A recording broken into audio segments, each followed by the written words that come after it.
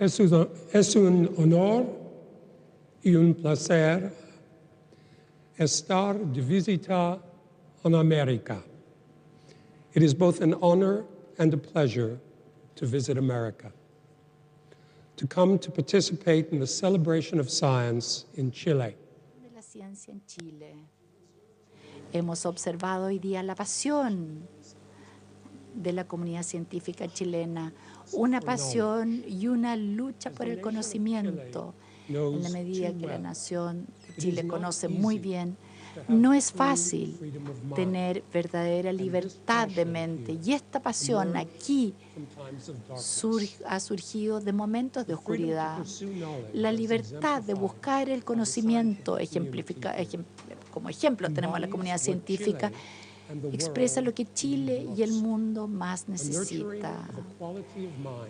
Que se cree una calidad de mente esencial si uno quiere vivir con libertad y sin temor en este mundo.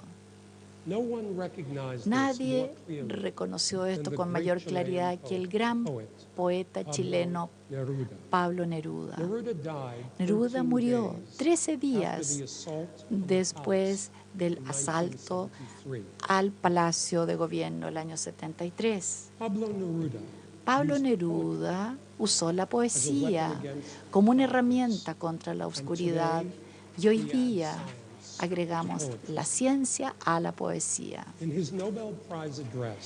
En su discurso del Nobel, Neruda lo dijo hermosamente cuando dijo: yo creo que la poesía es acción efímera o solemne, en la cual entra como socios iguales la soledad y la solidaridad, la emoción y la acción, la cercanía a sí mismo, la cercanía a la humanidad y a los secretos de la naturaleza. No hay una soledad que no se pueda resolver. Todos los caminos llegan al mismo camino de transmitirle a otros lo que somos. Tenemos que pasar a través de la soledad, de la dificultad, del aislamiento y el silencio para poder acercarnos al sitio encantado. De hecho, Chile ahora ha pasado a ser este lugar encantado de Neruda, y es con un gran placer que yo recibo esta oportunidad de celebrar este encanto en el simposio de hoy día. Muchas gracias.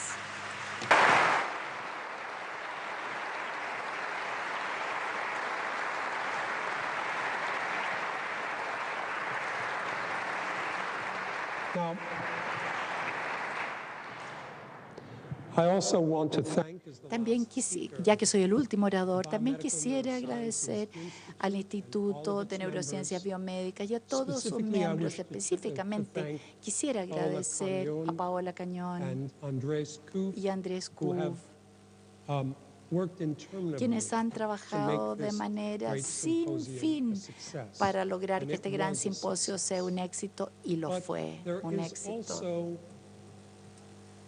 Pero también hay un héroe silencioso, Charles Zucker, quien trabajó tanto en Estados Unidos para lograr que saliera adelante este simposio, y yo siento una enorme deuda de gratitud. Y habiendo visitado Chile, también siento un gran sentido de culpa de haber reclutado a Charles a Columbia, en vez de permitir que Charles fuera miembro aquí del profesorado acá en Chile. Y el ver este país, me doy cuenta de cuánto debe tirarle Chile a Charles, porque aquí en esta foto tenemos al Charles jovencito en Arica.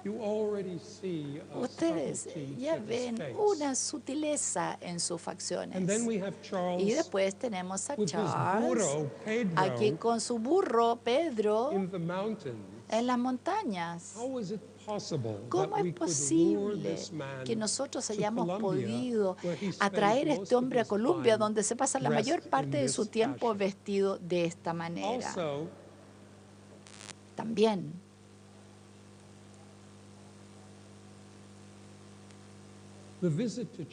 la visita a Chile me ha permitido observar 3 de mis colegas y amigos científicos más cercanos en un caballo. Aquí tenemos a un hombre de 90 años en un caballo, con Tom Maniatis en un costado y Susumu Tanegawa en el otro lado. Bueno, en MIT nadie lo conoce como un gran jinete, así que muchas gracias.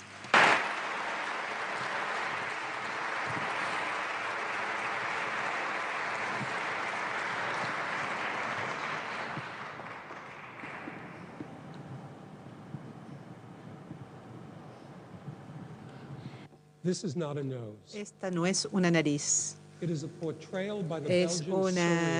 un cuadro del surrealista belga de su propia representación cerebral del mundo externo. Es una viñeta de imagen y realidad encerradas en una consolación mutua. Esta pregunta profunda de cómo el mundo externo, cómo la realidad física está siendo representada en el cerebro, no solo es un estímulo central a atacarse, pero como hemos escuchado, está en el centro real de la filosofía, psicología y neurociencia. Y es esta pregunta de cómo el mundo olfatorio externo está siendo representado en el cerebro que me gustaría discutir esta tarde. En los humanos, el olfato se piensa como un sentido estético que produce pensamientos que perduran y recuerdos que perduran, pero el olor es un órgano de los sentidos primarios y es a partir de, le da a casi todos los organismos la habilidad de identificar alimentos, depredadores y parejas. Para la mayoría de los organismos es la modalidad sensorial central a través de la cual se comunican con su medio ambiente, y a través de esto, desde el punto de vista evolutivo, es el sentido más primitivo. Pero si el olfato es consciente o estético, o consciente o no consciente, todos los organismos han evolucionado el mecanismo para reconocer la información olfactoria en el medio ambiente, el transmitir esta información al cerebro, en donde luego debe ser procesada para crear una representación interna del mundo externo. Y esta representación interna, este mapa, entonces debe traducir características de los estímulos hacia neuroinformación significativa tal que pueda licitar o producir los comportamientos adecuados. Y los comportamientos aparecen de dos formas: innata y aprendida. Y la pregunta es cómo la información olfatoria se transforma por el órgano de los sentidos y el sistema nervioso hacia estas dos formas de comportamiento. Es que en el laboratorio donde yo trabajo estamos refiriéndonos a este problema. Consideremos este problema en el contexto de la anatomía y anatomía molecular de la nariz. En los humanos, el olfato se inicia por el reconocimiento de los olores por un epitelio sensitivo que está profundo en el receso de la nariz y que consiste en un gran número de miles de neuronas sensitivas o sensoriales que se muestran aquí. Se extienden dos procesos. Un proceso que va hacia el medio ambiente de la nariz, y en este proceso reside la maquinaria para ambos reconocer los olores y traducir este reconocimiento de olores hacia alteraciones en las propiedades de membrana de la célula, llevando finalmente a un potencial de acción que viaja por el axón de esta neurona y que va a través del cráneo hacia la primera estación de relevo del cerebro. La neurona sensitiva olfatoria hace de hecho una conexión directa entre el mundo y el cerebro. En la primera estación de relevo en el cerebro, que es el bulbo olfatorio, las neuronas individuales convergen en estructuras muy estrechas denominadas glomérulos.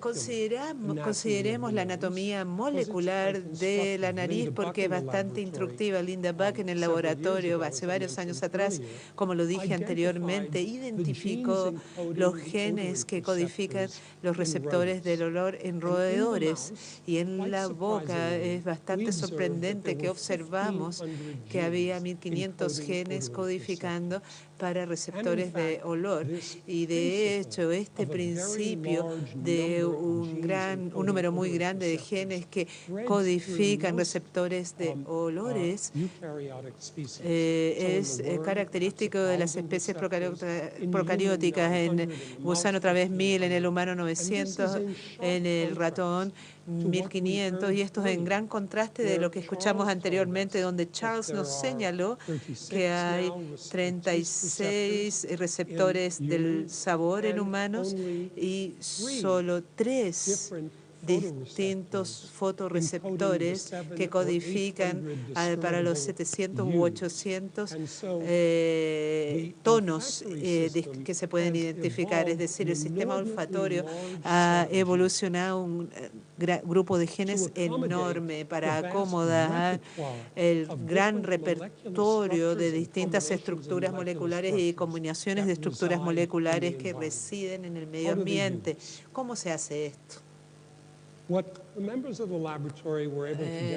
Los miembros del laboratorio fueron capaces de demostrar, utilizando mapeo genético, que neuronas individuales en la nariz, aquí estamos viendo al epitelio sensitivo de la nariz, neuronas individuales en esta área que hacen uno de los miles de receptores en estas neuronas se ven en verde, están distribuidas por la superficie de la nariz, pero el olor está restaurado cuando esas neuronas pasan a través del cráneo y convergen en estos locus dentro del bulbo olfatorio, en estos grupos dentro del bulbo olfatorio. Y un hecho que emergió aquí con una potencia explanatoria enorme es que todos los que expresan el mismo receptor convergen en el mismo punto en el bulbo olfatorio del cerebro. Hay 1000 receptores y por lo tanto hay 1000 puntos. Y entonces sigue inmediatamente a esto que distintos olores van a activar distintos receptores, los cuales a su vez van a activar distintos locus en el bulbo olfatorio, de tal modo que la calidad de un olor puede estar codificado por un patrón discreto de actividad neural.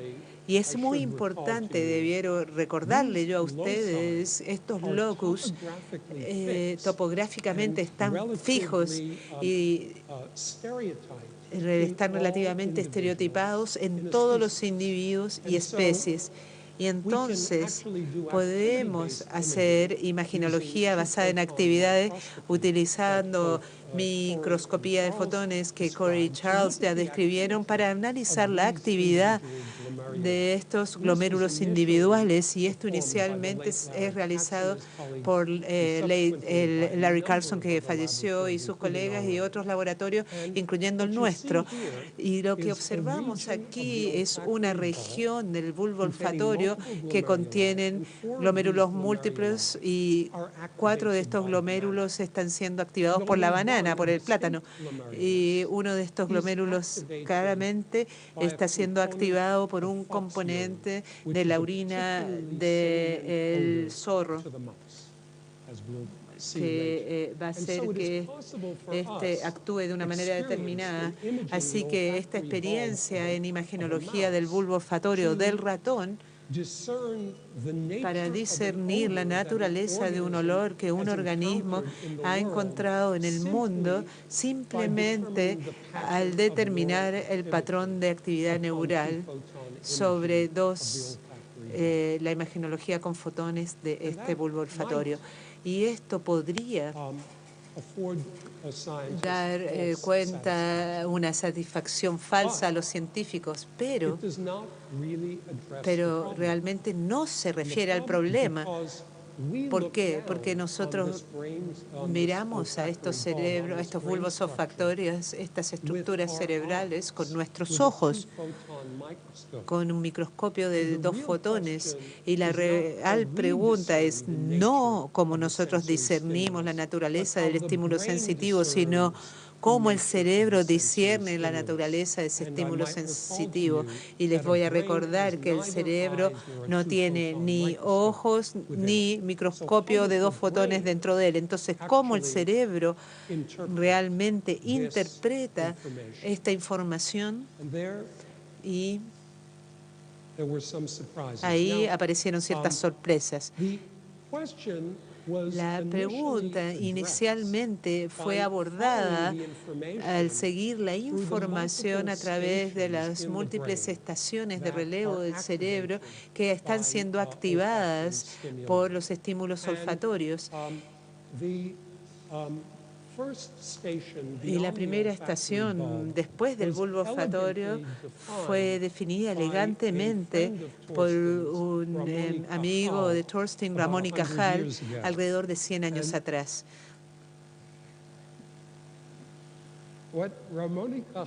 Lo que Ramón y Cajal demostró fue algo bastante importante. El bulbo olfatorio se conecta al cerebro posterior por un grupo de neuronas de proyección que se llaman neuronas de proyección o microcélulas o la microglía, y estas células mitrales que van conectadas a un glomérulo único. Es decir, la información de los 1000 glomérulos está siendo transportada por vías paralelas independientes hacia el cerebro superior, y esto inmediatamente te entrega una lógica conceptual del punto de vista de que el cerebro tiene que discernir cuáles de los glomérulos están siendo activados. Nosotros nuevamente, a través de unos trucos muy simples, en el laboratorio de Darcy Swalski, un estudiante posgraduado, simplemente hizo la siguiente pregunta: si yo pudiera decorar un glomérulo único tal que sus proyecciones axonales al cerebro superior estuvieran marcadas, ¿podría yo discernir cómo esta información altamente segregada en el bulbo olfatorio es transformada en estaciones olfatorias superiores? Y pudimos hacerlo. Lo primero que observamos fue que un glomérulo, del cual sabemos que son 1000, que están siendo inervados por solo alrededor de 15 neuronas de proyección, se proyecta en esta forma más bien compleja hacia el cerebro. De hecho, la información de un glomérulo único se divide, se multiplica, mejor dicho, a 5. Yo solo deseo discutir 2 áreas hoy porque tienen una relevancia funcional. Una área ya ha sido discutida y es un componente de la amígdala, que es un componente anatómicamente distinto que se llama la amígdala cortical, y lo que observamos es que esta es la información que viene de un solo glomérulo y exhibe un patrón estereotipado de proyecciones hacia una región fija de la amígdala cortical. Esa región ya no muestra la estereotipía bien estrecha que vimos en el bulbo olfatorio, pero aún así se transforma a un mapa más difuso con la retención de la segregación espacial del glomérulo. La corteza piriforme, arriba, a diferencia de la corteza que discutió Charles y Thorstein, y pareció a la corteza que se discutió por su sumo, es la neocorteza, la corteza piriforme, y periocorteza, es una estructura de 3 capas, y lo que vemos aquí es bastante sorprendente. En esta circunstancia, la información en el bulbo olfatorio, los 1000 puntos discretos que representan las conversiones de información específica, parece ser descartada en la corteza piriforme.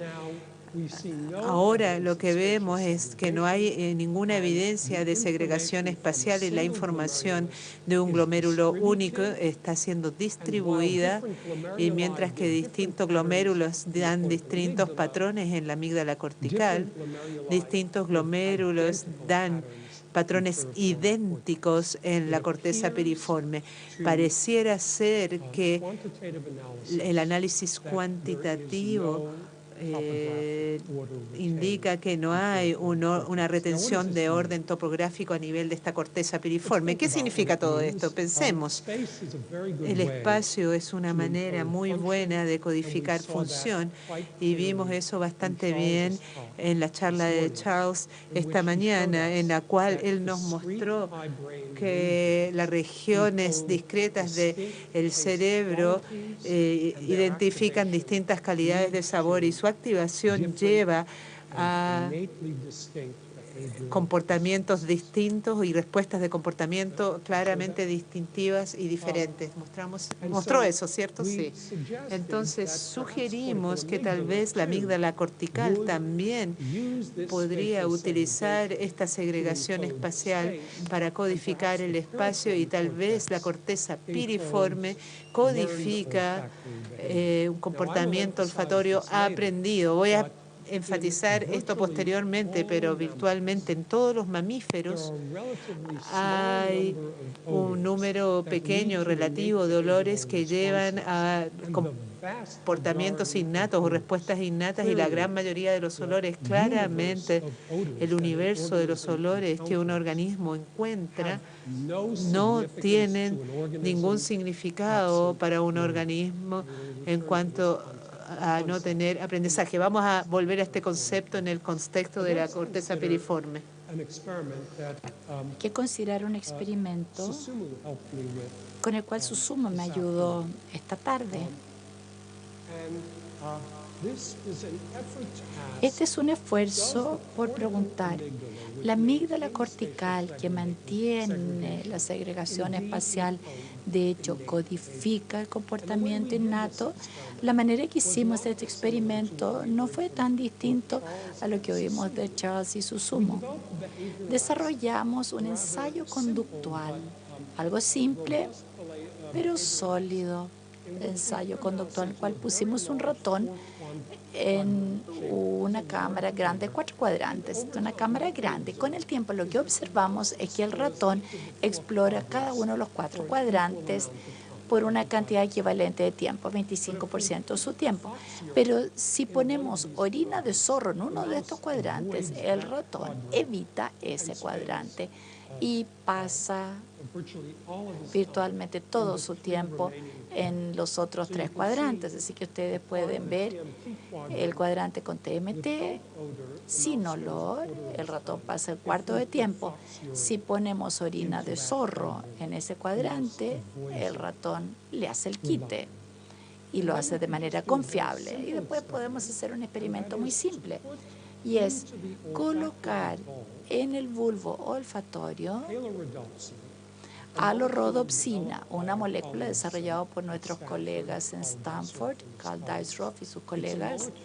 Es una molécula que al exponerse a la luz resulta en el influjo de iones de cloro, hiperpolariza y silencia la neurona, y tanto Charles habló de esto. Y pueden ver que podemos alcanzar expresión bastante extensa de la alorhodopsina, que en este caso es verde, en estas neuronas.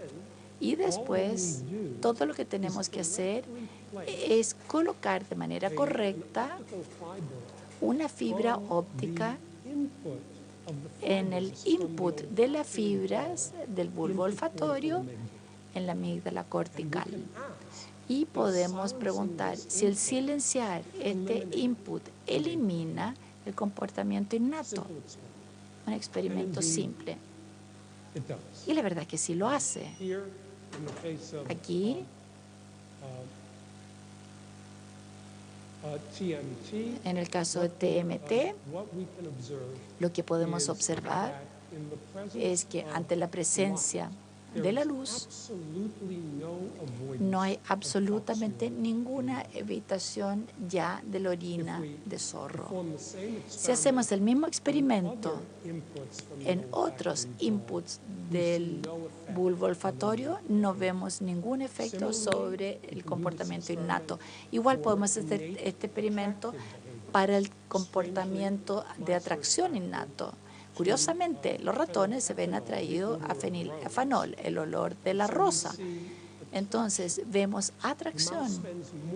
El ratón pasa más tiempo en la cámara con olor a rosa, pero si acaso inhibimos el input del bulbo olfatorio, eliminamos completamente el comportamiento innato.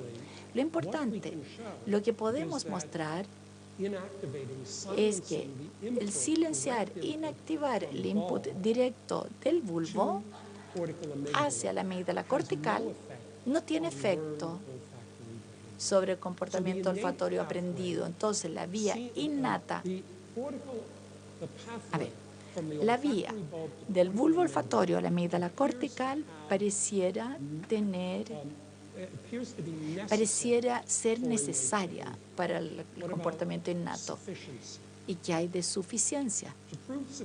Para probar la suficiencia, hicimos una estrategia experimental muy parecida a lo que Susumu amablemente describió hoy día.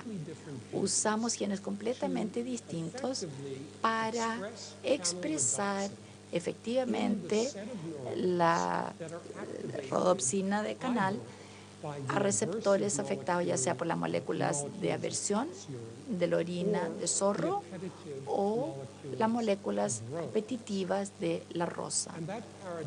Y ese paradigma inmediatamente nos permite hacer experimentos de suficiencia, porque si acaso de hecho podemos marcar las neuronas que son activadas por la orina de zorro en la amígdala cortical y demostrar que la activación de esas neuronas sin experiencia sensorial estimula el comportamiento innato, muestra la suficiencia, y eso es exactamente lo que hicimos utilizando un paradigma condicional muy similar al de Susumu, y lo que podemos demostrar es que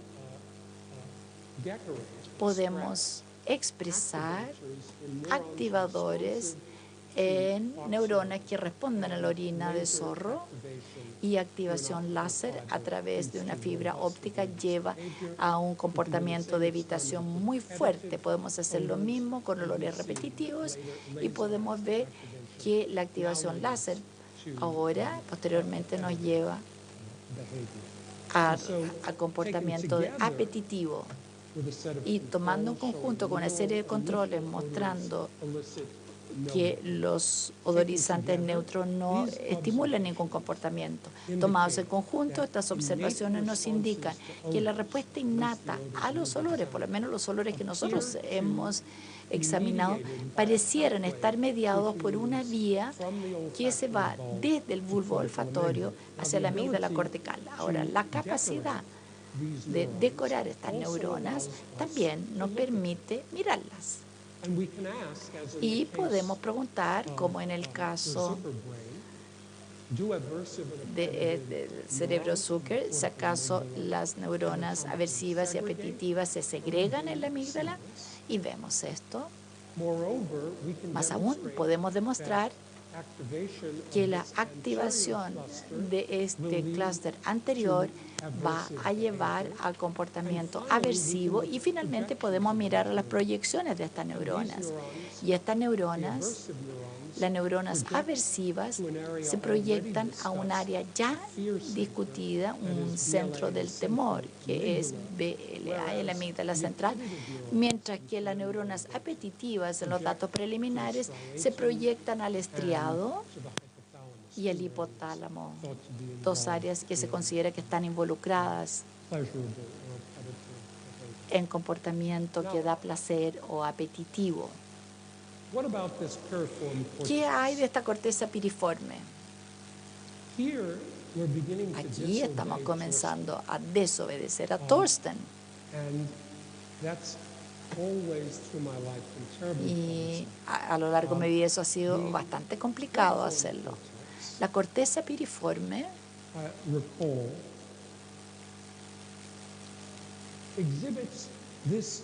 muestra esta masiva serie de proyecciones, y esto es de solamente uno de los miles de glomérulos que hay en el bulbo olfatorio, y estas proyecciones están distribuidas,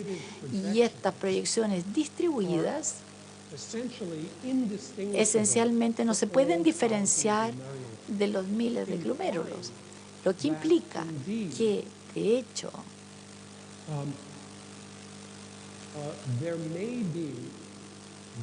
podría haber proyecciones al azar a la corteza piriforme, un fenómeno bastante claro en base a lo que uno puede observar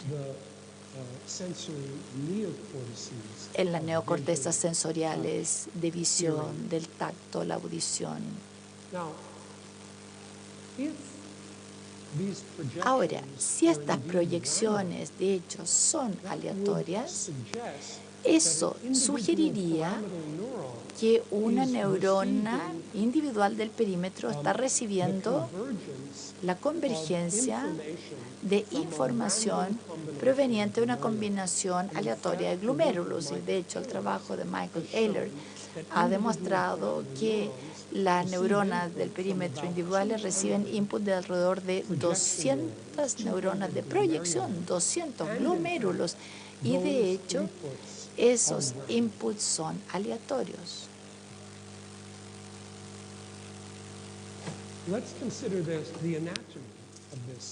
Lo que se considera la anatomía de este sistema o la función de este sistema por imagen de la corteza piriforme, para ver si podemos salir de esto a través de estudios funcionales. Entonces Dan Stetler tomó imágenes de la corteza piriforme, y lo que él encontró haciendo imágenes a través de vastos espacios de corteza piriforme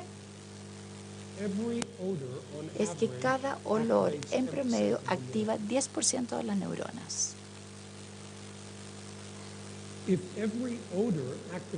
Si cada olor activa 10% de las neuronas, se desprende que cada neurona va a responder a un número de olores enorme. No hay neuronas abuelas en la corteza piriforme. No hay neuronas cuya actividad esté restringida a un solo olor. Y finalmente, lo que observamos,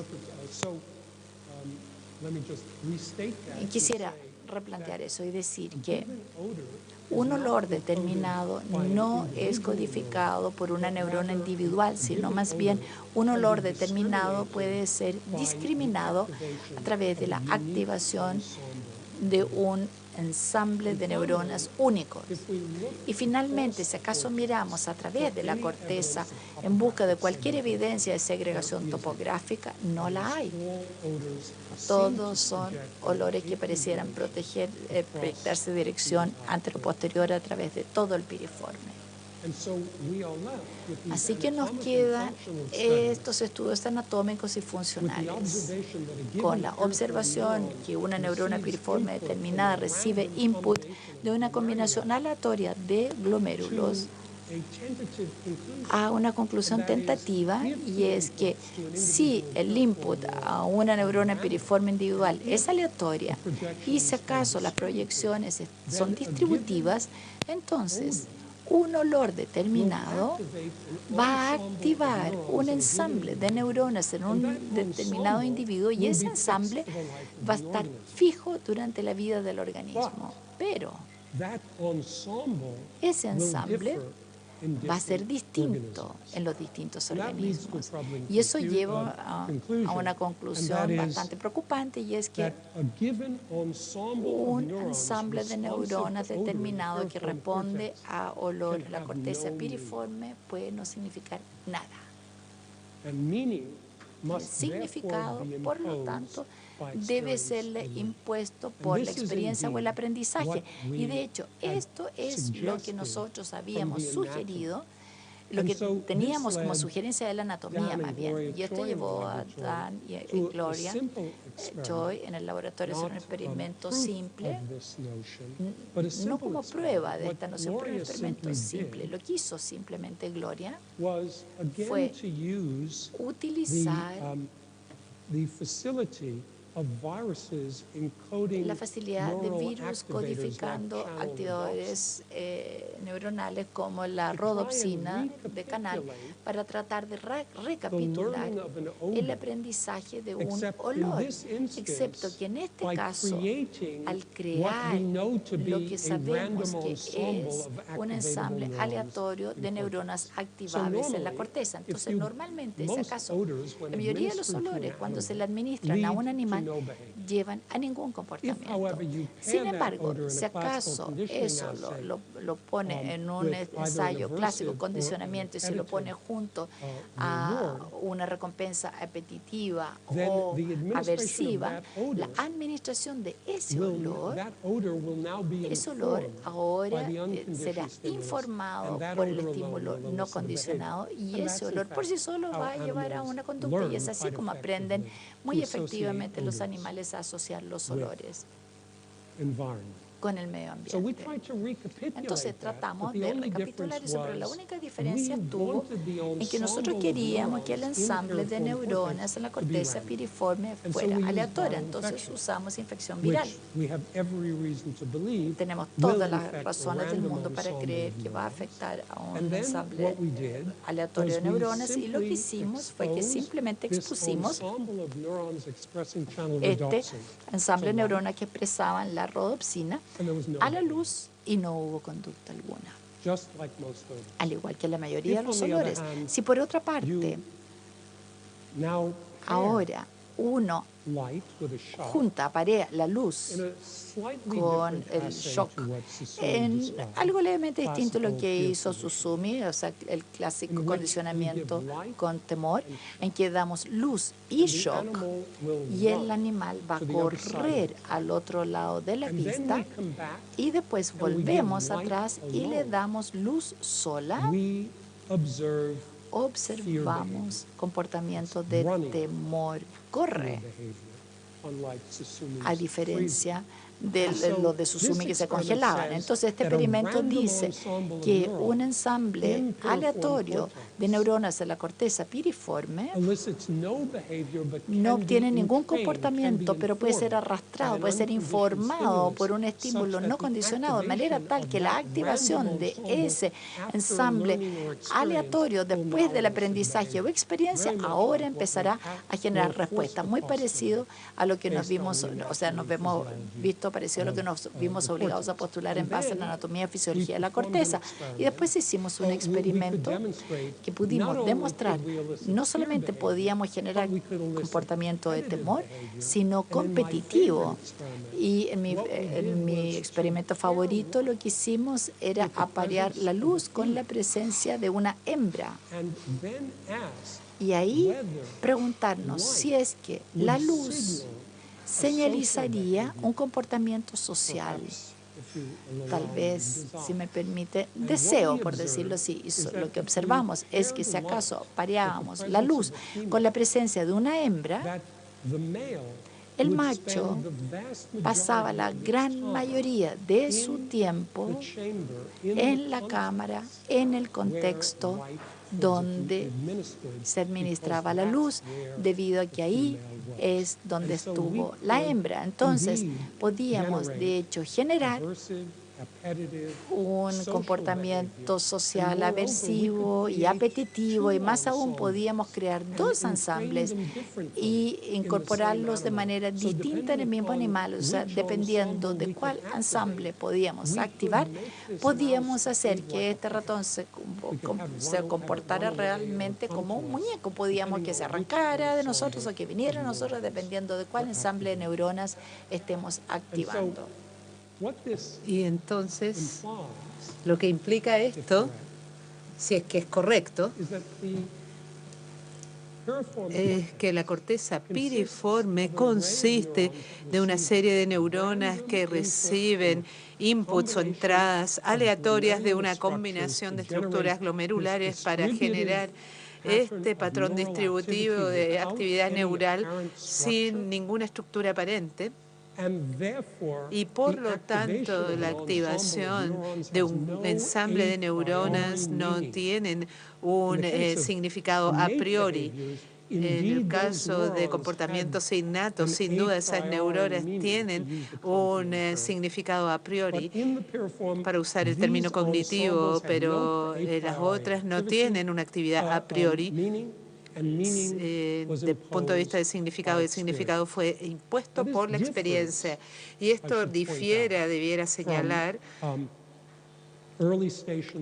de las primeras estaciones del procesamiento visual B1, el S1 del procesamiento somatosensorial o el procesamiento auditivo.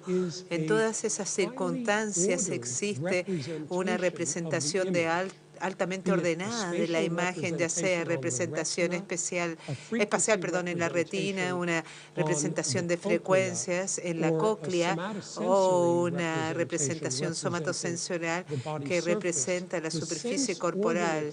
El órgano del sentido en sí mismo tiene un alto grado de orden topográfico. No hay orden topográfico a los olores en el espacio y no hay un orden topográfico aparente de la representación de los olores en la corteza.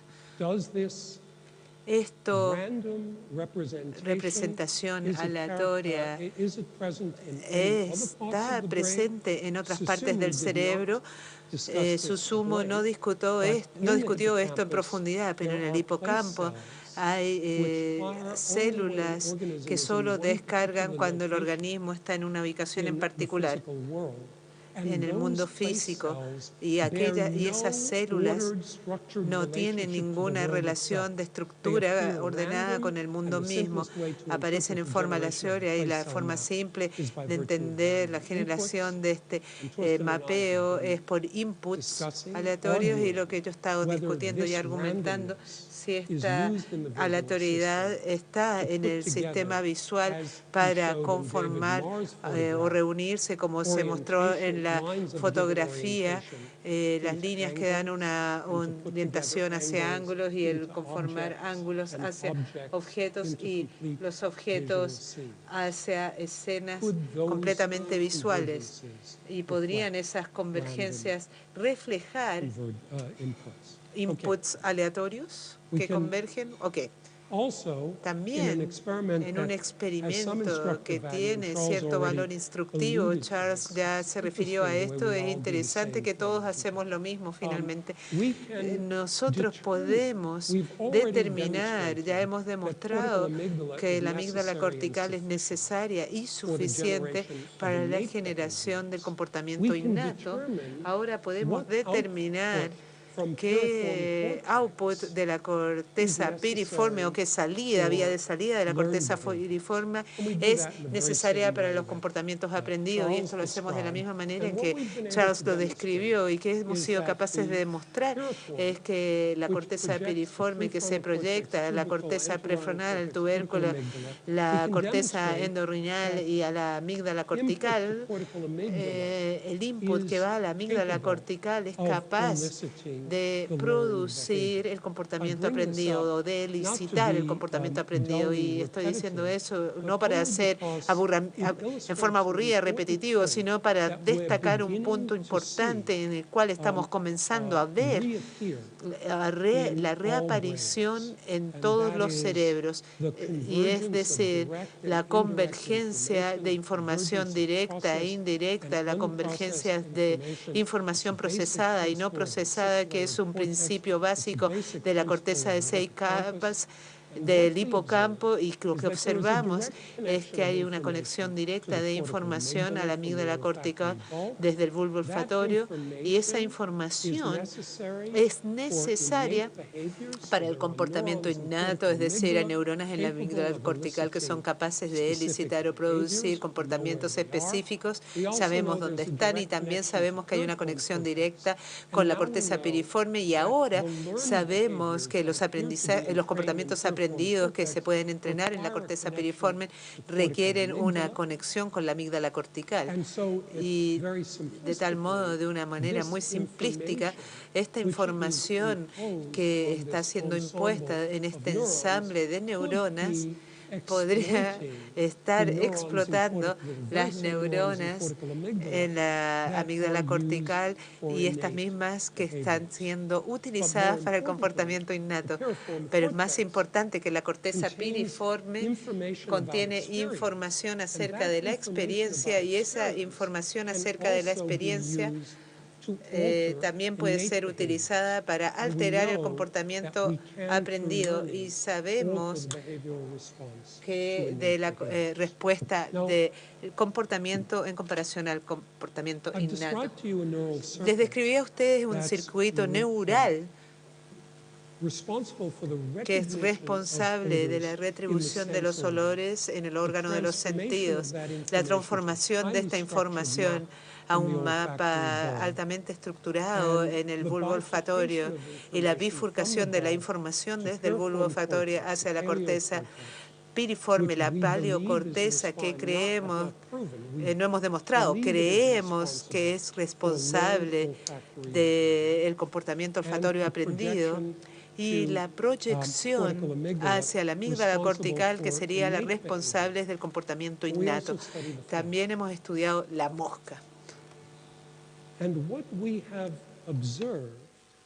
Y lo que hemos observado sorprendentemente, a pesar de los 600 millones de años de evolución que separan a las moscas de los mamíferos, a pesar del millón o la diferencia de 1 millón de veces en el número de neuronas entre el cerebro de la mosca y el del mamífero, y a pesar de la enorme diferencia cognitiva entre las moscas y mamíferos, es que la organización anatómica y la lógica funcional del cerebro de la mosca es sorprendentemente similar a aquel del cerebro en el caso de la olfacción. Y probablemente ustedes pueden reconocer esta como un mamífero, y esta es una mosca.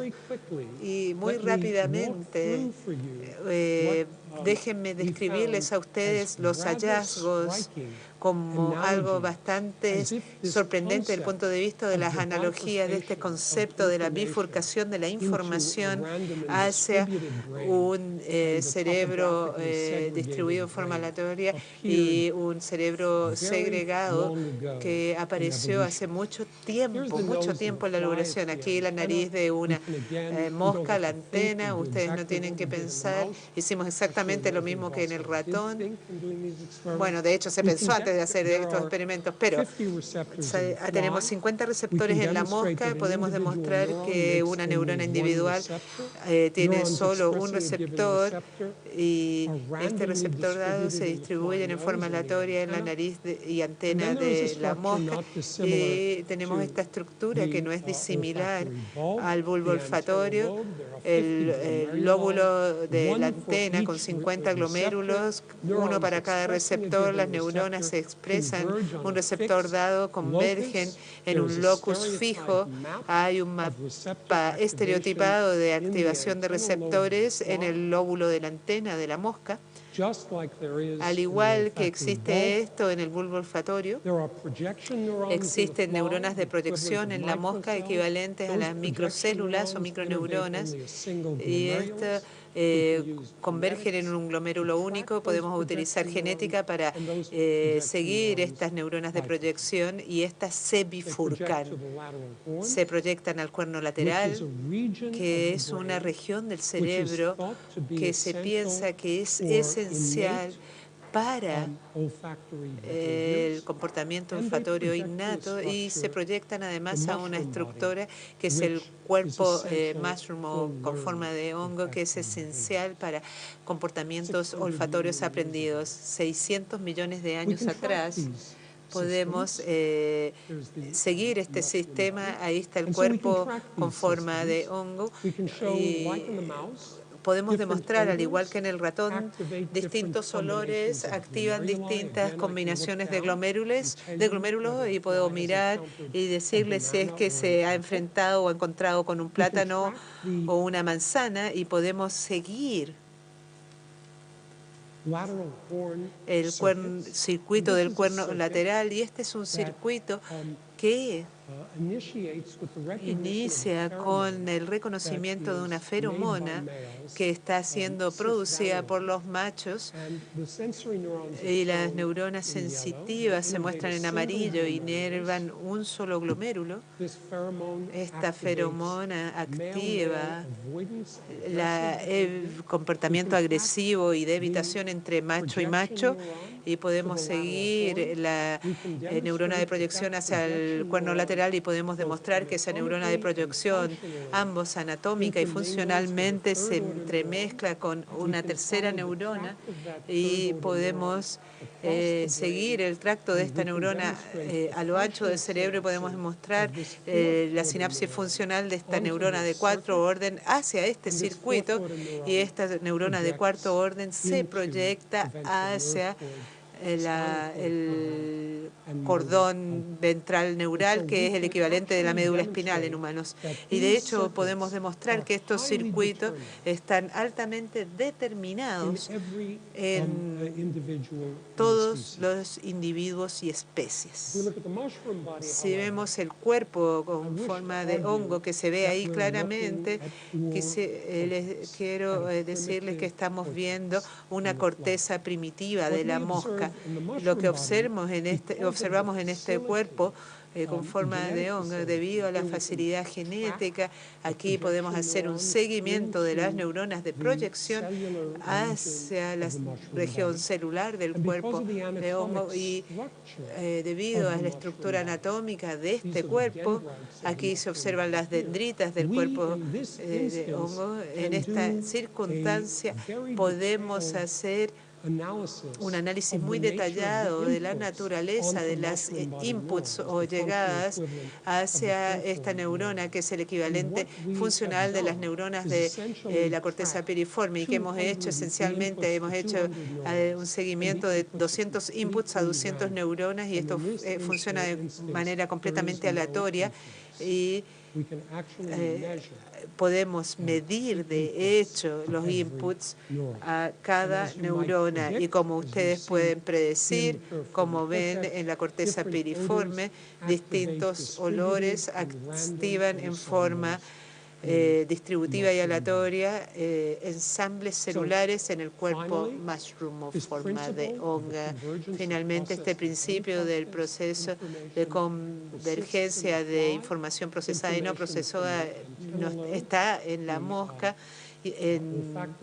Tenemos la antena, el equivalente del bulbo olfatorio, se proyecta directamente al cuerpo lateral para producir un comportamiento innato con un circuito muy bello que Vanessa en el laboratorio descifró, pero la información también se proyecta al cuerpo de mushroom o forma de hongo, y recientemente fuimos capaces de demostrar proyecciones que van desde este cuerpo hacia el cuerno lateral.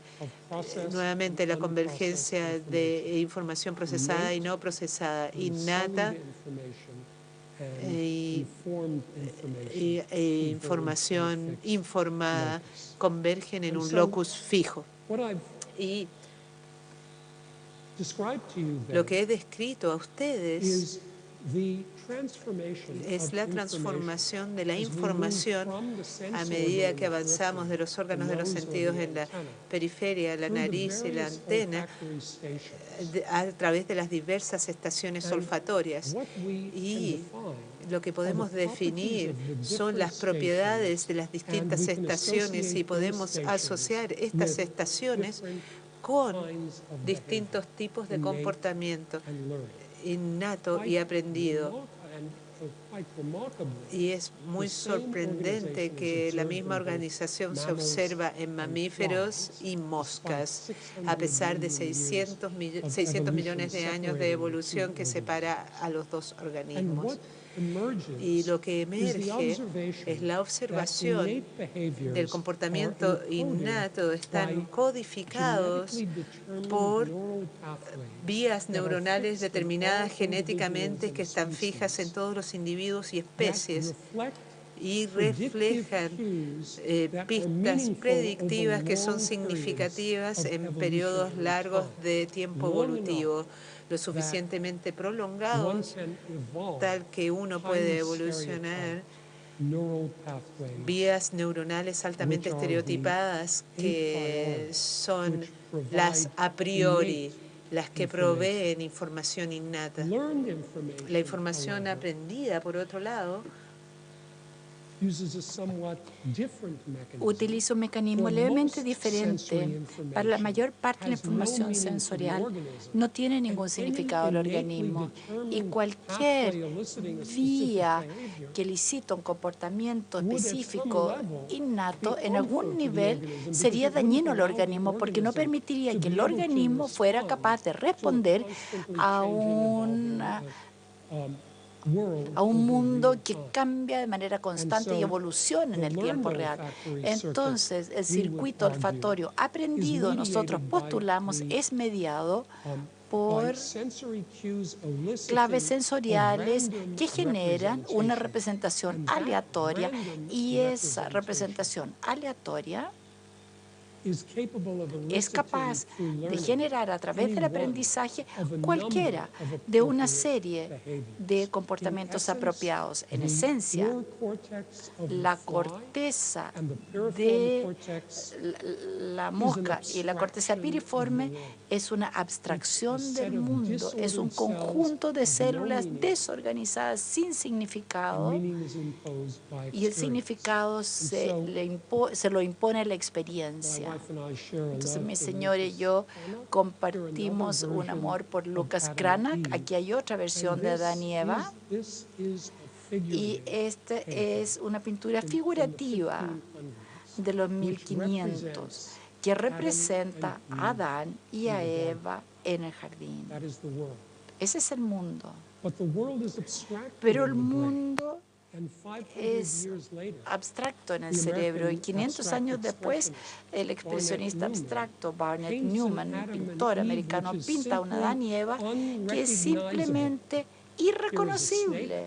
Aquí está la culebra, tal vez, o tal vez es Adán, o tal vez es Eva. Es una abstracción con líneas desordenadas, inapropiadas y colores. Y yo sé que este es Adán y Eva, tan bien como sé en el caso de Cranach que es Adán y Eva, y lo sé gracias a la experiencia.